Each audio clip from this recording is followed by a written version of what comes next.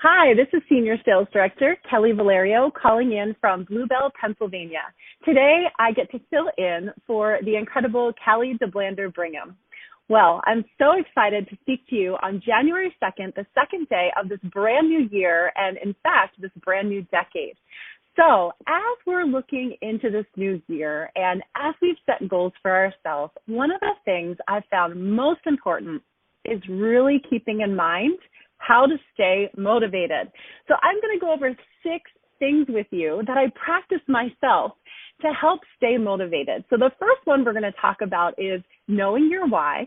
The second one is visualization. The third is listening to inspiration daily. The fourth is focus. 5 is tracking your goals. And 6 is surrounding yourself with winners. So let's first talk about knowing your why. Well, you see, as you're setting goals, you set them because they mean something to you. So defining your why is so important because it really truly helps you connect to the goal on a more personal and emotional level. It also helps to keep you working at it when maybe you're not seeing results or some days when you just don't feel like it. The second thing, of course, this is one of my favorites, is visualization.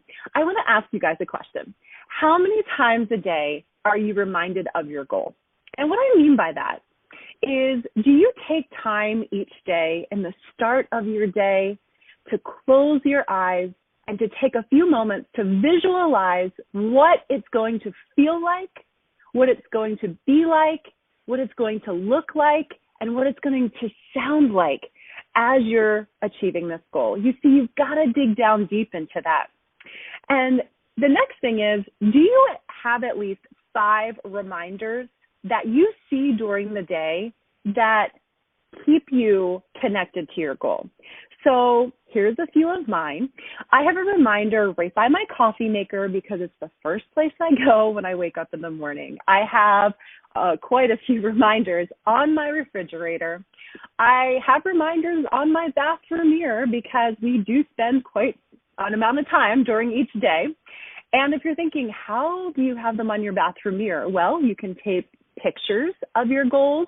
I like to actually write and track my goals in dry erase markers, so you could do that too.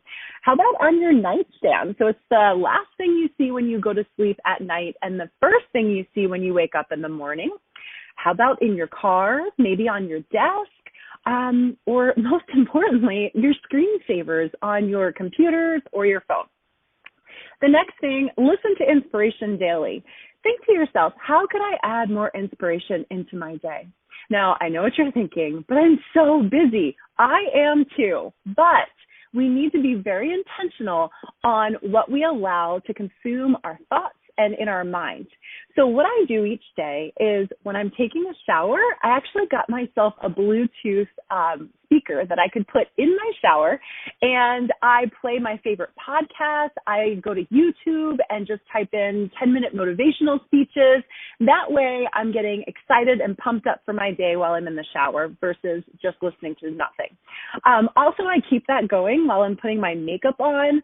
I play it when I'm driving, especially to and from appointments, and I also play those while I'm working out as well, too. So there's many different resources for that, and I'm sure you already know a few favorites, but you could also be playing this $1 million message as one of those as well, too. Now, the next one is focus. You see, there's a million ways to achieve a goal, and there's a million things that you could do to achieve it. But make a list of all of the things that you could possibly do to reach your goal. Dump it all out on a piece of paper. Then I'm going to challenge you to narrow it down to the top 3. What you'll find is that within those top 3, 1 or maybe 2 of those will actually produce results of every single thing that you've written down on your paper.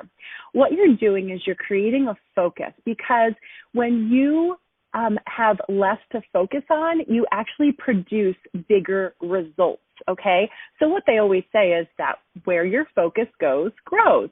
Now, this practice will also help you to eliminate maybe some of the distractions or stuff that just may be getting in the way of your success. The next one is to track your goal, because you see, a goal without a deadline is just a wish. We need to set a date to achieve our goals. Write it down and discover ways that you can track yourself and find benchmarks along the way. So maybe this month, your goal, okay, is to earn your January Be Achiever bracelet. Well, what you could do is break it down into weekly sales goals in order to help you achieve that. Now, as you're breaking it down, it's important that you also write it down somewhere big. So that could be a whiteboard where you can put 600 wholesale at the top, and then every time you sell and every time you place an order, you can just go ahead and keep hacking away at that number until it's down to 0 and you've completed your goal. Or maybe you want to write it on a large mirror. Most importantly, though, with this, make sure you find your wins along the way. And that's why that monthly goal broken down into weekly wins is really the way to go. And it also does help to keep you motivated. The next and last one is surround yourself with winners, okay? Think about it. If you're working right now on a fitness goal or a nutritional goal and you hanging out with people who eat dessert every day, you're not going to reach your goal.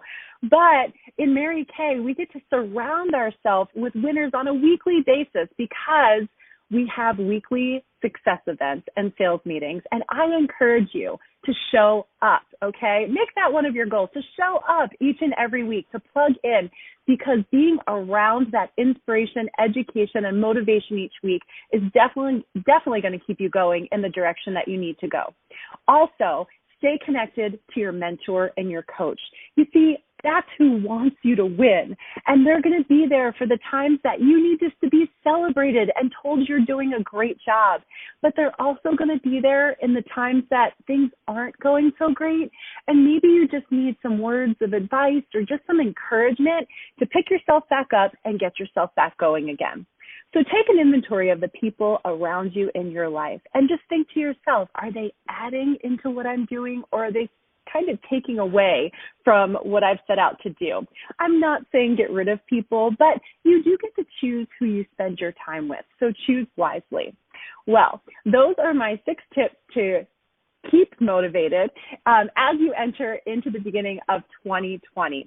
So one thing that is proven is that as people set out on what they call New Year's resolutions, which I like to call goals, most people, believe it or not, a large percentage actually give up by February, okay? So it's like if you've ever joined a gym, it's very busy in January. But by the end of February, it's not so busy anymore. So don't let that be you. Figure out a way that you can get more connected to your why. Spend time in visualization in the beginning of every single day. Fill your mind with inspiration for optimistic mindset. Focus on what's most important that you must be doing in order to achieve your goal. Track it, because we know that track numbers grow.